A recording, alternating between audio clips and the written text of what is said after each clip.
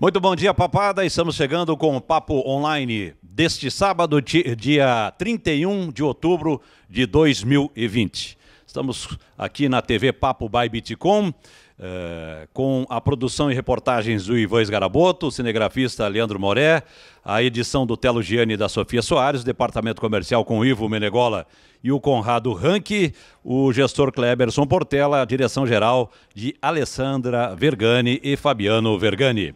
Fique ligado no portal do Juventude, juventude.com.br, nas mídias sociais do clube. Internet fibra Bitcom 50, 100 ou 200 mega para navegar, jogar e ver filmes. Todo mundo conectado e tudo ao mesmo tempo. Internet banda larga Bitcom é gol. Se liga nesse papo, pois o nosso convidado de hoje é o presidente recordista de gestões no Juventude, mas também atuou em outras funções no clube, especialmente no departamento de futebol. Enfim, sua história é marcante no Juventude. Marcos Cunha Lima, bom dia. Bom dia, Marcos. Bom dia, é um prazer estar aqui contigo aqui e se comunicar através da TV Papo aí com o nosso torcedor. Pois é, nós vamos recordar o que tu já fez pelo Juventude e quem sabe lá a perspectiva de amanhã depois, né, voltar a fazer. Não vamos perder muito tempo, não. Tu foi para o Juventude com quem, que temporada e que ano tu chegou no Juventude, Marcos? Olha, eu fui chegando ali na temporada de 88, se eu não me engano, acho que a administração era do Luiz Carlos Festugato. Ali a gente estava sempre acompanhando o futebol profissional, o que estava ocorrendo ali no departamento amador. E nós acompanhávamos alguns dirigentes e conselheiros sempre com ônibus, né? Todas as viagens do Juventude por esse Rio Grande afora, né? No Campeonato Gaúcho. Então a gente foi pegando o gosto de ficar por lá, poder ajudar o Juventude. Esse foi o ano de 88, 89, quando assumiu a presidência o Paulo Zunho. Plínio Backendorf e eu tomamos conta do departamento amador. Aí começamos a trabalhar. Aí foi sucedendo todos os anos seguintes aí, mais 2 ou 3 anos no departamento amador, depois veio a presidência e depois dos outros anos também outros cargos aí. Sim, tu sempre foi assim identificado, né, com essa situação de formação, de revelação de atletas da base, né, Marcos? Sem dúvida, fizemos um trabalho lá com o Plínio Backendorf em 89 muito bom, porque não tinha estrutura física naquele momento lá para aconchegar e acomodar essa gurizada. De pronto, Plínio Backendorf, pegamos uma parte do estádio Alfredo Jaconi e fizemos a nossa primeira concentração dormitório lá. Eram 11 biliches, então tinha 22 meninos lá dentro. Plantamos lá uma cozinha para fazer o refeitório. E aí foi começando, subindo aí essa estrutura, né, infraestrutura do departamento amador para poder formar jogadores, né. Eu sempre falava para todo mundo e continuo falando, o investimento no departamento amador, por mais que tu ponha lá, ele ainda é barato, porque ele te dá 2 retornos, te dá o retorno técnico do jogador, né, e logo em seguida dá o retorno financeiro. A Juventude já pegou essa mania, pegou esse sincronismo, né, de vender jogadores formados na base.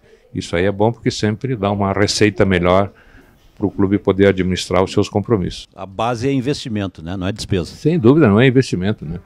Porque o menino tem a oportunidade de jogar e a primeira oportunidade de venda, o Juventude tem vendido, né? E tu vê, nós já vendemos jogadores no passado lá, eu e o Valtinho dos outros juntos, e até hoje estão dando o retorno aquele o direito de formação, né? Cada vez que faz uma transação internacional, dá uma beliscada ali numa quantia. E geralmente essas quantias são bastante boas, né? O clube agradece. Bom, presidente como presidente, temporadas de 91, 92, 93, 94, 95, 2002, 2003? 91 não, 92. Não? 92. 91 era o Antônio Ferro, o presidente. Certo. 93, acesso para... Vou começar por aí, ó. 93, então, acesso para a Série B do Campeonato Brasileiro na região sul. Como é que foi isso? Foi estranho essa competição, porque a federação abriu uma vaga, né, para ir para a Série C, então seria a Série D. E os únicos candidatos foram o Brasil de Farroupilha e o Juventude. Os outros clubes não quiseram, então fizemos 3 partidas. Por que 3 partidas? De 3.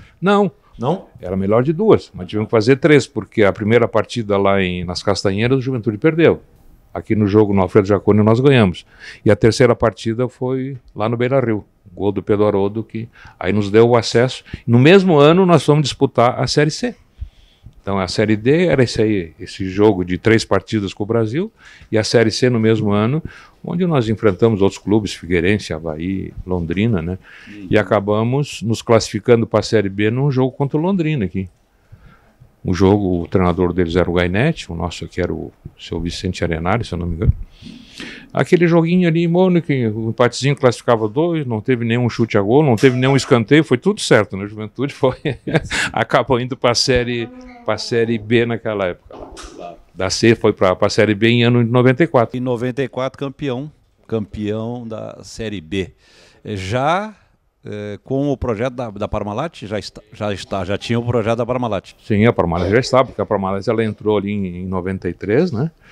Os primeiros contratos, já veio os primeiros patrocínios, o aporte deles financeiro e aporte também de técnico, de jogadores, né? O primeiro foi o Galeano, o Odair, o goleiro, acho que era o César, e começou a vir jogadores aí, e também ajudando com bastante aporte financeiro para nós suprir todas as deficiências e as necessidades. Olha, teve jogos aí que o Juventude viajava com voo fretado. Da TAM, tinha um avião da TAM. Então nós vendia algumas passagens excedentes ali para torcedores, e até mesmo a imprensa viajava junto com nós. Então foi muito importante, né? Porque o calendário da Série B era bastante intenso, e tinha paralelo a esse também o Campeonato Gaúcho que tinha aqui. Era meio complicado, né? Mas deu para passar por tudo isso aí, tanto no Campeonato Gaúcho e principalmente na Série B, onde nós fomos campeões naqueles 2 jogos contra o Goiás, né? Lá e aqui. 94, 95, primeiro ano no Brasileirão. Exatamente. Com o Leão? Já era o Leão? Não, era o Heron. Heron ainda. Era o Heron. E nós estreamos... O Heron era da Série B? Da Série B, campeão da Série B. E continuou em 95. O Leão veio em setembro, lá. Sim, quase no fim da temporada.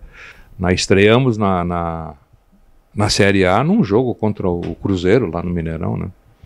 E tinha bastante jogadores da base jogando. Tinha, se eu não me engano, 6 jogadores estrearam na Série A naquele jogo contra o Cruzeiro, né? Por isso que vê como é importante ter uma base de formação de atletas boas que tu pode misturar com jogadores de boa qualidade e de bastante experiência. Então essa parceria com a Parmalat, ela ajudou muito esses jogadores que vieram, né? Que sempre ensinaram e incentivaram esses meninos formados na base. Então deu certo esse casamento aí, foi muito bom. Tu lembra dos jogadores que foram revelados naquela época, que estavam no time profissional, que foram para o time profissional? Era o Márcio Angonese e o Isoton, os goleiros.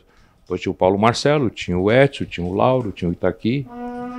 Eu não me lembro assim mais de cabeça, mas mais ou menos era esse menino, o Fernando. Tá, ele tinha um ano mais novo que os outros, mas também já estava na equipe principal.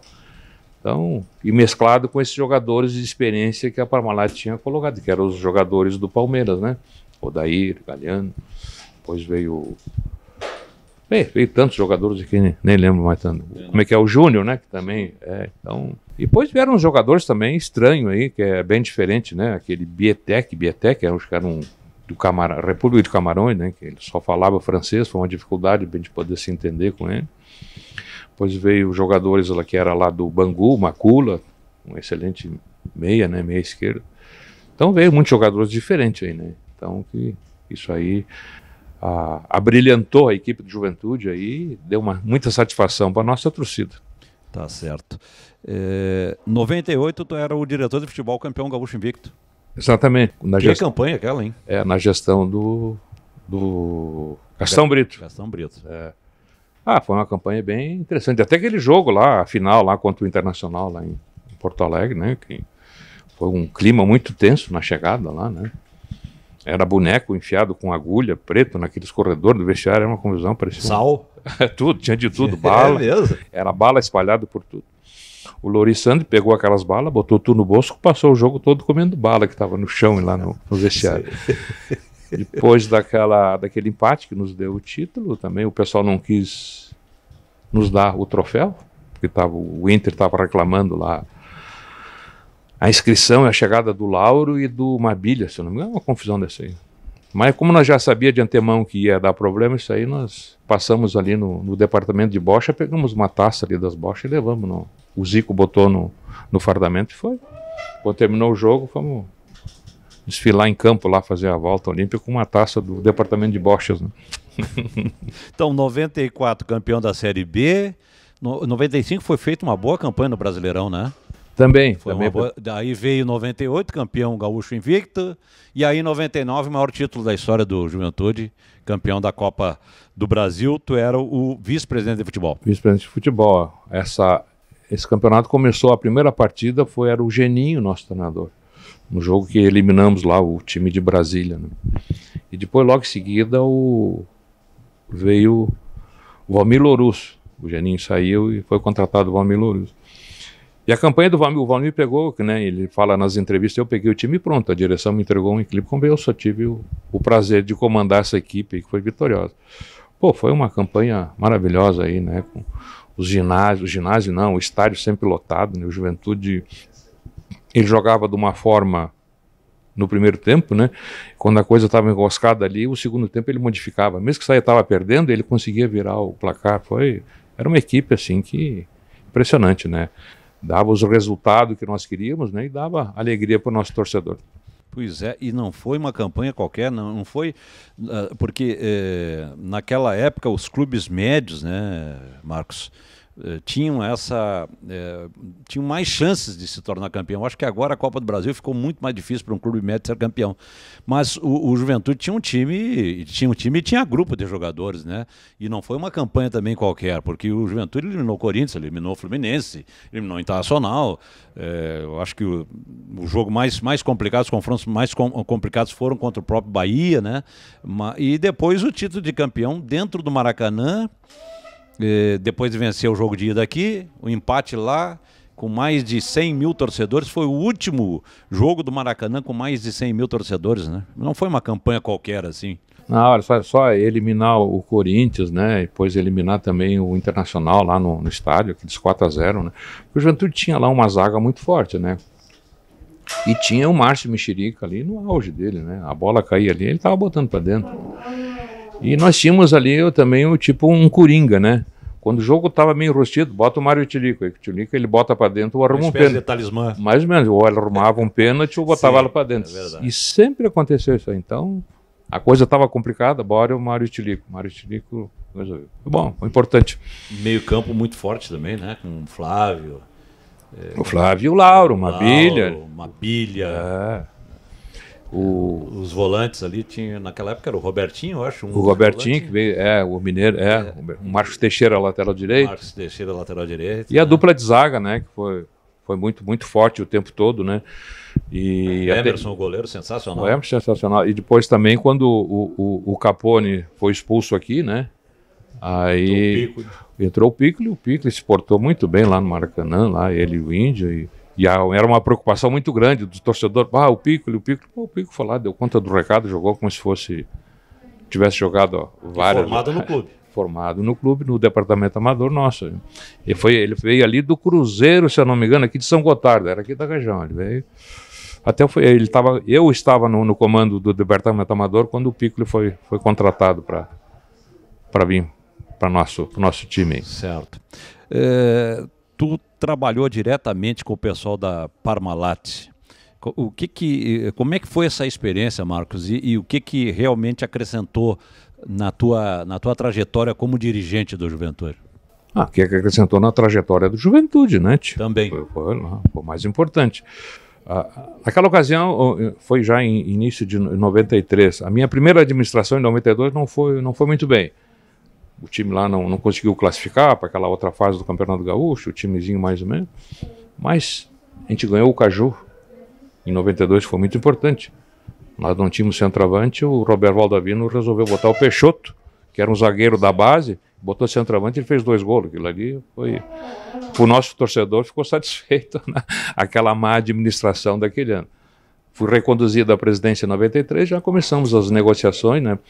Nós sabíamos que a Parmalat estava já patrocinando o Palmeiras. E esse vínculo muito forte entre Juventude e Palmeiras, por todas as identificações. O presidente do conselho era o Vili Sambito. Vili, tu tens um irmão lá em São Paulo. Fala com ele, vê quem são essas pessoas lá da Parmalat, quem são os contatos. E ele trouxe os nomes do contato. E o Juventude começou a trabalhar. Eu, como não tinha tempo, né, o Celso Pinotti e o Carlos Sartor se encarregaram de fazer toda essa aproximação, levando a história, levando os fatos do Juventude a Parmalat. Nesse meio tempo, Juventude e Parmalat se encontraram, eles acabaram vindo aqui a Caxias do Sul, viram a nossa estrutura, começou o namoro e deu certo. Em todo esse contrato de cogestão que foi firmado em 93, nunca houve sequer um arranhão nas relações entre Juventude e Parmalat. Então foi muito bom. Eles acrescentaram muito, nos trouxeram umas formas novas de administrar e gerir o clube, trouxeram um aporte financeiro interessante e muito mais do que isso, jogadores que eles trouxeram aí para vir junto com o grupo aí e trazer esses títulos necessários. Pois é, jogadores e também, assim, executivos, né? No trabalho junto entre o grupo de jogadores e a direção do Juventude, tinha os executivos, o executivo da Parmalat, né? Sempre tinha lá o Brunório, que era o que comandava tudo isso aí. Depois tinha um executivo da Parmalat, que era por eles, vinha aqui e ficava no dia a dia para passar as informações e levar. Mas essa figura praticamente pouco fez, porque o Juventude fazia tudo aquilo que queria fazer, não tinha condições. E a Parmalat queria fazer isso aí, então as ideias foram sempre muito próximas, né? E sempre houve um bom entendimento, né? Depois a Parmalat tinha lá o departamento financeiro, que tinha um diretor, que era o Marcos Bagatella, que eventualmente vinha, via como é que estavam as contas, os lançamentos contábeis. Então, deu tudo certo. E o Brunório sempre trazendo novidades aqui, nos agraciando com algum jogador a mais aí para reforçar a nossa equipe. Tirando essa parte da Parmalat, que era de colocar à disposição jogadores, né? Tinha um aporte financeiro e tinha também esse aporte técnico de dentro de campo, que era a vinda de atletas. Mas como é que vocês do Juventude conseguiram formar o grupo de jogadores? Onde é que vocês foram buscar esses jogadores para montar esse grande time de 99? Já tinha bastante jogadores formados na base. E a Parmalat, ela sempre tinha algum jogador que não estava sendo usado lá no Palmeiras, não estava sendo usado de outra forma, eles estavam buscando novos jogadores, e sempre com esse excesso que eles tinham lá, eles ofereciam para o Juventude. Poxa, como é que o Juventude vai dizer que não? Pode trazer, que nós queremos. Isso aí sempre foi facilmente administrado pela comissão técnica, por toda a direção do clube, e todos os jogadores que vieram aqui, todos eles trouxeram o resultado positivo, né? Principalmente o Flávio, o Jorginho, aquela turma lá, que foram espetaculares, né? Muito bem, nós estamos com o Papo Online aqui pela TV Papo by Bitcom, para internet fibra Bitcom 50, 100 ou 200 mega para navegar, jogar e ver filmes, todo mundo conectado e tudo ao mesmo tempo. Internet banda larga Bitcom é gol. Alô papada, não esqueça de curtir e compartilhar o Papo Online nas redes sociais, no Facebook, no Instagram, no Twitter da Bitcom TV. E fique ligado também no portal do Juventude, juventude.com.br, e nas mídias sociais do clube. Você trabalhou com vários técnicos em todo esse tempo de Esporte Clube Juventude. Heron Ferreira, Lorissandre, deixa eu ver aqui, Leão, Vicente Arenari, Plain, Ricardo Gomes. Como é que foi a relação com esses profissionais, Marcos? Foi boa, sempre boa, alto nível, né? O mais complicado era o Leão, né? Meio... Sim. Ele parecia um sargento, só dava ordem, mandava trocar, mandava fazer, né? Então, mas Sim, a gente foi administrando aí. Mandava prender, mandava soltar. Ele era muito exigente, mas no fim deu tudo certo, né? Mas o melhor ainda foi o Ricardo Gomes. O Ricardo Gomes era sensacional, né? Quando ele falava, fazia aquela palestra lá no vestiário, assim, todo mundo escutava, ele não fazia força para se expressar, né? O pessoal estava atento, né? Era um gentleman, né? Tu escutava tudo, um barulhinho pequenininho assim, mas todo mundo prestando atenção no que ele falava, né? Foi um excelente treinador e olha o resultado que o Juventude teve com ele aí, né? Ele soube conduzir a equipe, né? Fizemos frente a grandes equipes aqui dentro do Jacone, também como fora, né? Com aquela equipe que foi montada, né? Sob o comando dele, é lógico. Em 2003, tu colocou o Plain como técnico. E me recordo que sempre foi tratado o Plain como um interino, né? Primeiro jogo, segundo jogo, e o pessoal te perguntava, e aí o Plain vai ser contratado agora? Não, ele segue como interino. E seguiu como interino e recuperou o Juventude naquela temporada. Foi. O play eu tinha contratado para o departamento amador, principalmente para a categoria infanto-juvenil, que é ali onde tu começa a tirar os vícios do jogador ou acrescentar alguma qualidade. E o play fez isso muito bem, com aquela categoria de base do infanto-juvenil. Né? E no momento que teve essa oportunidade, já sabia do potencial do play, né? Trouxemos ele para fazer essa interinidade aqui dentro do Juventude e foi até o final. Se eu não me engano, ganhamos do jogo do Santos lá em Santos, foi na Vila Belmiro, teve vários resultados positivos. Empate, eu acho, mas aqui foi um 6-1 em cima do Corinthians. Foi. Geninho pedindo demissão, deu logo após, foi uma goleada no Atlético Paranaense também. O Fluminense, aquela vitória espetacular diante do Cruzeiro lá em Belo Horizonte. Também, então... O Play fez muito estrategista, né? Ele pensava muito bem no jogo, ele aplicava aquela estratégia lá e sempre deu resultado, porque tinha jogadores que assimilavam aquilo que ele pretendia, né? Foi muito bom, foi importante. Tu viveu toda essa transição, né? Daqueles técnicos mais folclóricos do futebol. Por exemplo, o próprio Vicente Arenari, né? Para citar um. Mas tu viveu toda essa transição dentro do futebol, né? Dos técnicos assim mais folclóricos, com a atualização, com a modernização, com essa transição de um técnico menos folclórico para um cara mais efetivamente mais técnico, assim, né, Marcos? Exatamente. E eu cito como mais técnico o Ricardo Gomes e o Play. Os outros eram muito folclóricos, né? Tinha lá, o Leão era aquela explosão que ele dava, aquela motivação, era outra forma, né? E tinha aquele outro, foi um técnico também que eu não me lembro o nome dele agora, era zagueiro do Internacional, né? Marinho Pérez, né? Depois também veio o Raul Plasman. Junto. Vocês contrataram o Plasman para ser auxiliar do... Não, na verdade o pessoal lá pediu se dava para deixar o Raul Plasman aí acompanhando o trabalho de juventude, que ele queria assim entrar nessa área, e ele veio e acabou sendo depois efetivado lá algumas partidas como treinador, né? Mas o Marinho era muito folclórico, meio estranho, fazia umas coisas diferentes aí, né? Pois é. É a situação do futebol, né? Porque naquela época, aí o próprio Juventude, né? Teve Daldo Menezes, teve Vicente Arenari, quem mais aí?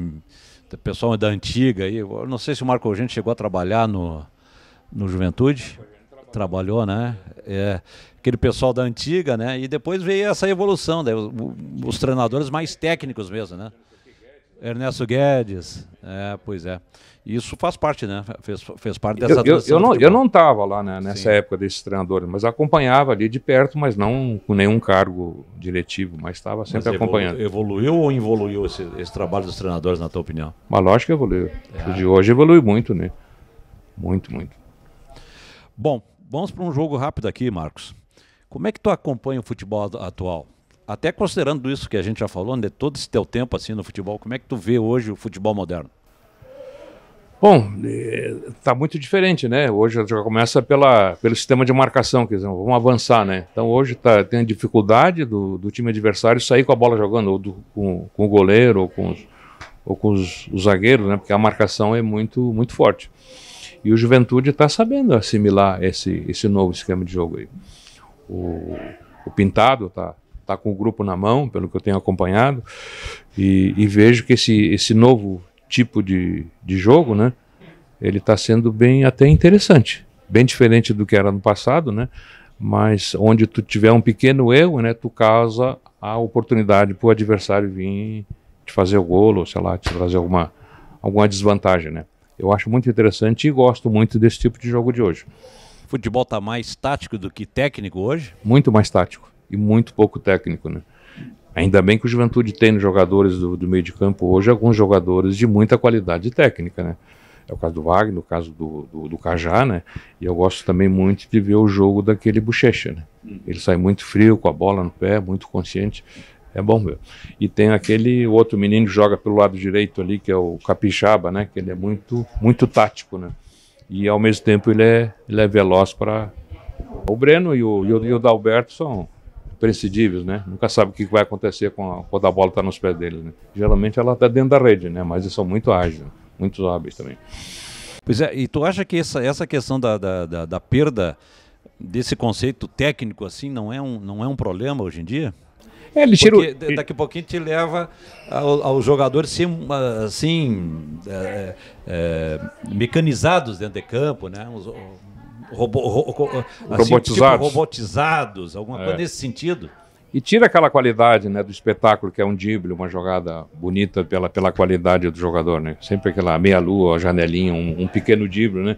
Que tem jogadores de muita qualidade que aprenderam a fazer drible no futebol de salão e aplicam muito bem no futebol de campo, né? Então isso é bonito de ver, né? E hoje, quando tu faz um drible desse aí, tu vê que a marcação ela é tão intensa, quando tu dribla o jogador, tu tem um campo aberto ali para te ter opções de... Abre um boqueirão, né? Então isso é muito perigoso. Pois é. Bom, quando é que tu vai ficar novamente à disposição para a presidência do Juventude ou para a vice de futebol do Juventude? Hoje eu tenho meus compromissos particulares que não me permite hoje. Eu já tenho conversado muito com o Valtinho, que inclusive antes do Valtinho assumir, era uma tendência que eu voltasse lá, ele levanta da cadeira ao centro, nós já fizemos isso várias vezes, né? Então, mas esse compromisso que eu tenho pela minha atividade profissional não me permite. Mas estou sempre ao lado da direção do Juventude, principalmente do Valtinho, que hoje eu sou um dos assessores dele. De vez em quando a gente conversa aí bastante. Quando ele tem dúvida, ele recorre ao conselho consultivo ou esses conselheiros mais próximos dele. E a gente está aí sempre para poder ajudar o Valtinho e ajudar o Esporte Clube Juventude. Mas essa tua volta tá próxima, então?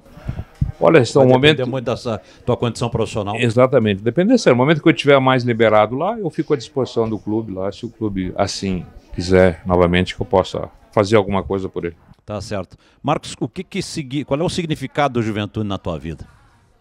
O Juventude desde pequenos, porque eu me criei numa zona ali que era tudo torcedor do Flamengo ali. Os únicos juventudistas eram a nossa família, através do meu pai e de meus tios. As mulheres, os homens, era tudo o Flamengo, né?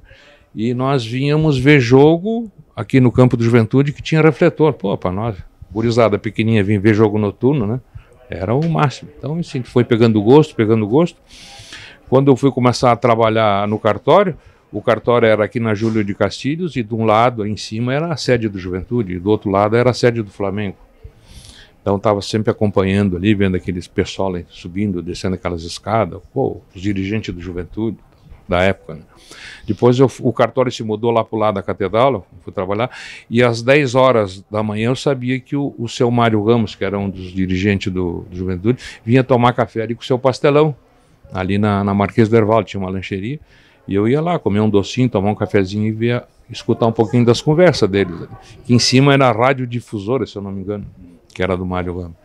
Então, de vez em quando o assunto era mais sério, o pastelão dava um puxão de orelha. Guri, lá o Cavalcante está te esperando no cartório. Então, era para mim cair fora, que eles queriam conversar alguma coisa mais importante. Mas eu estava sempre assim procurando saber o que estava acontecendo com o Juventude, porque a gente pegou um gosto muito grande por ele, uma admiração.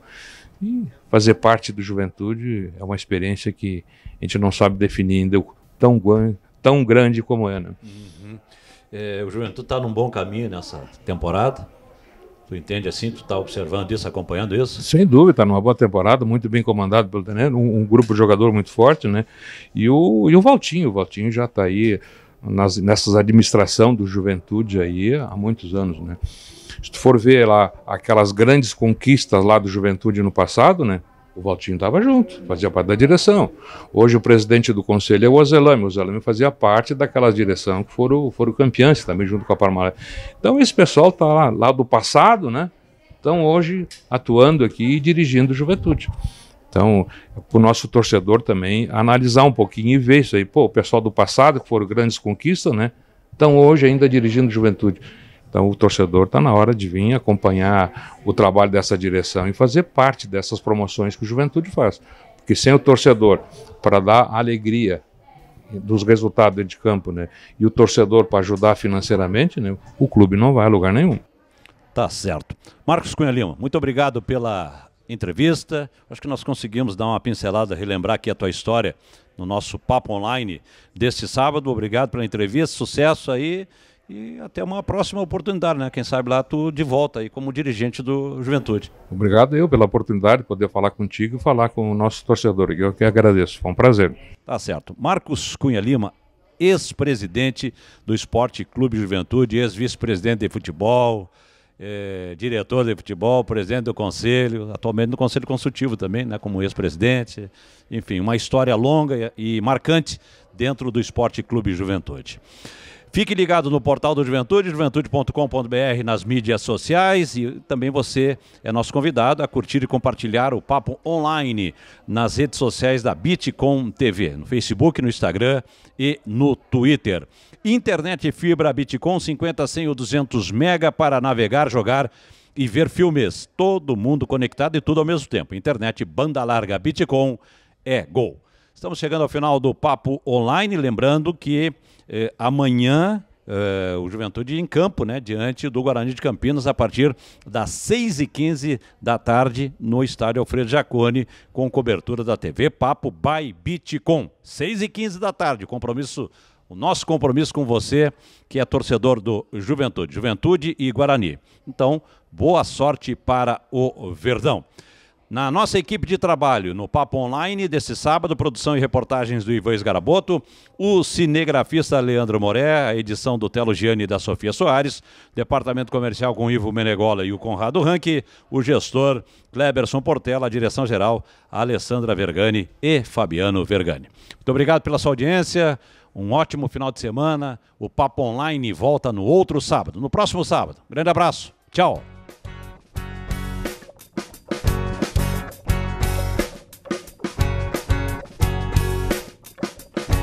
Muitas coisas a gente aprende ao longo da vida, outras delas a gente esquece e não lembra jamais. O que levo gravado no peito